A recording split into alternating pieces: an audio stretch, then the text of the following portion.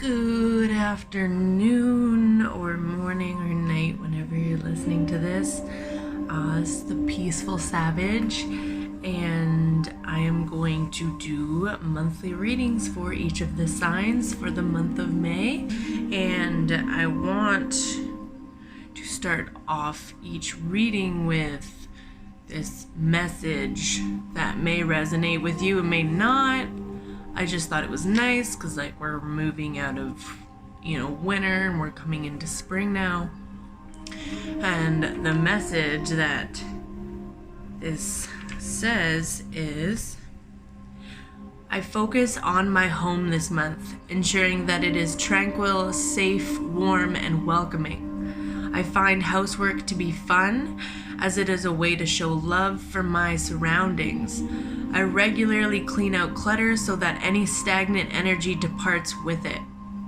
My home is my sanctuary, and love fills every room. I think this is a really beautiful message at this time, considering our circumstances and, appreciating the things that we already have and learning how to show them love and appreciation instead of seeking comfort somewhere else, and seeking it from what you already have, whether that's inside of you or your belongings, the things that you have purchased or you've made or that have gotten given to you, that are special to you, that help contribute to your growth and to your inner peace. So I'm gonna start with the signs now. Hi Sagittarius, how's it going, guys? Thanks for tuning in. This will be your monthly reading for May, and I will be reading with the Shaman Tarot. And it has a beautiful illustrations, very well thought out symbolism and all that. And we'll be doing a past, present, future kind of vibe where we'll look at the energies that you're bringing into the month, that you're moving past, or that have influenced your present moment, and the way that your present moment will influence upcoming moments. Just gonna shuffle here for Sagittarius for the month of May. Sagittarius for the month of May.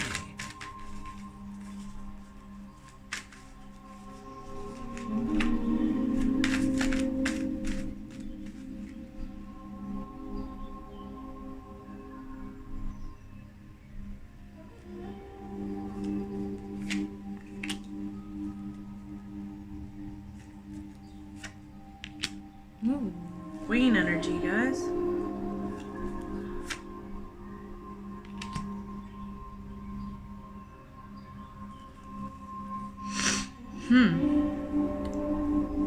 Cool. Let me just take a look.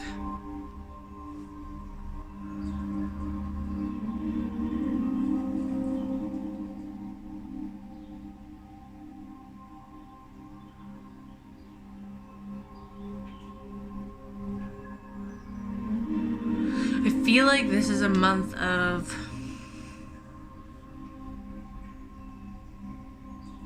acceptance and healing for you, Sagittarius. So we've got the Queen of Swords in your past, and this represents a woman or an energy that embodies the divine feminine of yourself, whatever you embody. And this energy is very cold, it's detached, it's kind of sharp. When she says things to you, she's very cutthroat. She doesn't really believe, she's not very compassionate or sympathetic when she talks. She's very judgmental, but in like in a mental, in a logical way. Like she's all about fairness and stuff like that. So when she speaks, like she feels like she's coming from a place of reasoning, of, you know, seeing both sides, of, you know, not like letting emotions control her actions or her words or other people's words in a situation.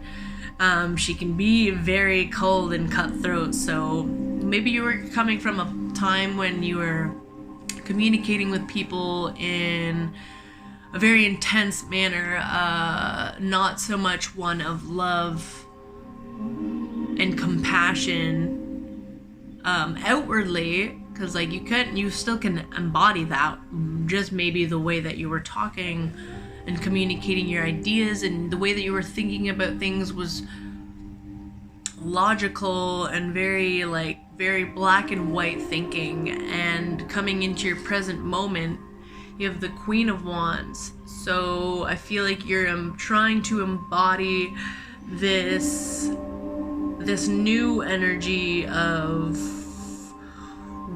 more warmth, because the Queen of Wands embodies a more warm creature. She's very compassionate, she's very charismatic, she's very community oriented. Like definitely the Queen of Swords is definitely community oriented too. They're all obviously upright, they're all community oriented, you know, positivity for the world and society. But I feel like I feel like you're combining these kind of energies. Like you're learning that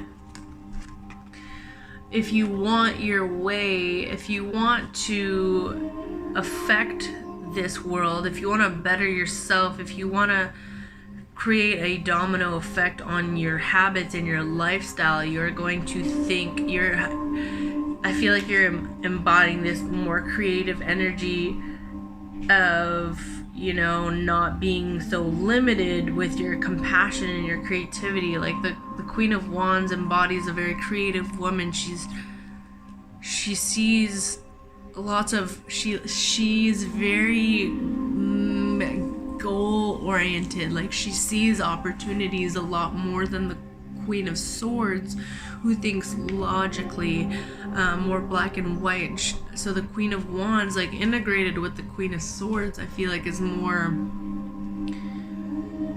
like she's still thinking in a just way. She's still seeing both sides of a situation. She's still doing her research, and she's still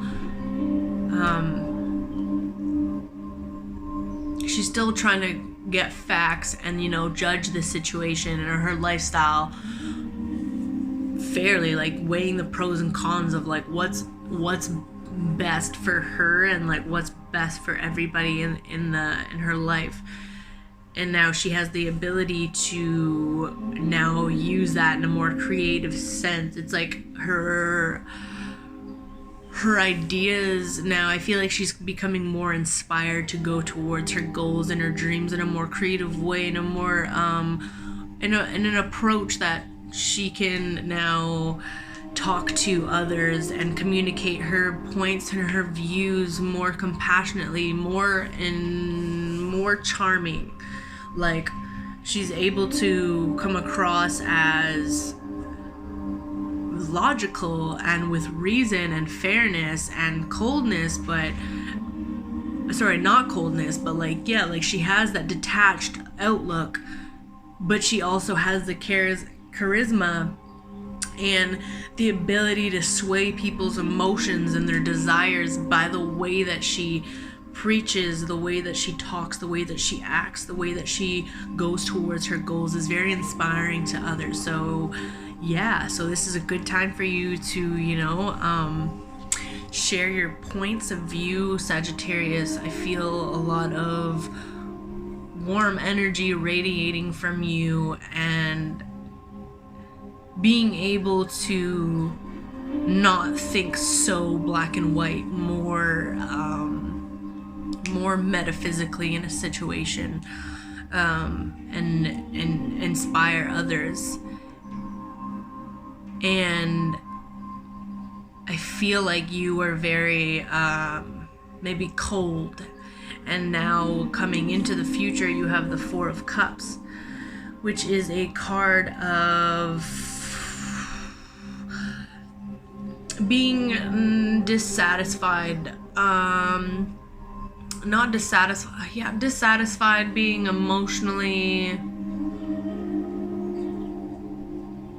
like maybe emotionally taking for granted something that's right in front of you and not being able to appreciate it for its beauty and its wisdom and what it has to offer, whether that's a relationship or whether that's other people's points of view or whether that's information that's coming at you, like different perspectives. I feel like the universe is trying to tell you at this time to use your imagination for a more accepting outlook. I feel like with the Four of Cups, it's like a reminder to, everything that comes your way isn't always going to be the same. Just because like a situation or a person seems like they are, just like the last situation or the last person that you met that, didn't work out the way that you wanted it to. They may have similar aspects. The situations may have similar aspects, but they're not. They're always different in some way. You're always going to learn something. And I feel like it's asking you to accept a situation more. I feel like since you're coming out of this, very judgmental, logical reasoning, cold, somewhat bitter energy, and you're turning more into this like, inspiring energy, it's teaching you that interacting with others in a warmer, more compassionate way is actually more beneficial for your relationships, and letting other people, not being afraid of letting other people's opinions affect you, and letting, being able to openly talk to somebody about their views and their world, and not being so black and white, being more expansive and open to new ideas and new perspectives. It will help you see that there is more to life than your situation right now, and that what you have is actually exactly what you need. With the Four of Cups, it's like taking for granted the emotional relationships that you have, and the power and the power that you have to emotionally influence people like that. And I think that you're being giving an opportunity right now to realize how the way that you act and the way that you talk to others is very influential. Like, especially if you have the Queen of Wands energy in you, the way that you act is very influential to the people around you. So use that ability to communicate with love, with truth, things that inspire people to be better versions of themselves, and not by force, but by being you, being in your element. Because this is your element, the fire sign. Yeah, and not letting, not becoming bored or letting dissatisfaction be the reason why you are emitting your energy in a lower vibrational way onto others. So yeah, cool. That was a tricky one to interpret, I'm not gonna lie. So if that resonated with you, I'm glad. That's great. I hopefully inspired you. If it didn't, then that's okay. Not every message that comes your way is gonna be one for you, and don't try to force it, just accept it. And yeah, if you have any questions about tarot or this reading, or in general about your life or anything like that, feel free to give me a message. I'm really open to communicate. I love sharing my knowledge about tarot, and I believe that it's a great tool of reflection. So enjoy the rest of your May, guys. Thanks.